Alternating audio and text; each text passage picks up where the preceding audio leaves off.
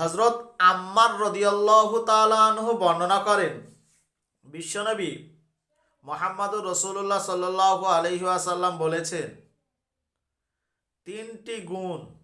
তিনটি গুণ যার মধ্যে আছে সেই ঈমানের পরিপূর্ণতা লাভ করেছে। এক নম্বর হলো নিজের ব্যাপারে ইনসাফ করা। দুই নম্বর হলো নির্বিশেষে সকলকে সালাম করা। তিন নম্বর হলো অভাবগ্রস্ত মানুষকে কিছু দান করা অভাব অবস্থায়। হাদিসটি এখানেই সম্পূর্ণ করা হলো। হযরত আব্দুল্লাহ ইবনে আমর রাদিয়াল্লাহু তাআলা আনহু বলছেন,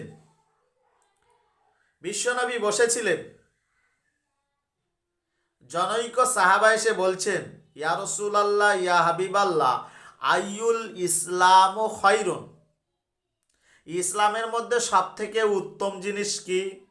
কলা, বিশ্বনবী বললেন, তুতিমুত তুআম, ক্ষুধার্তদেরকে খানা খাও, আলামান আরাফতা অমাল্লাম তারিফ অতাকরাউস সালাম, যাকে তুমি চেনো এবং যাকে না চেনো মুসলমান জানতে পারছো, আসসালামু আলাইকুম বলো।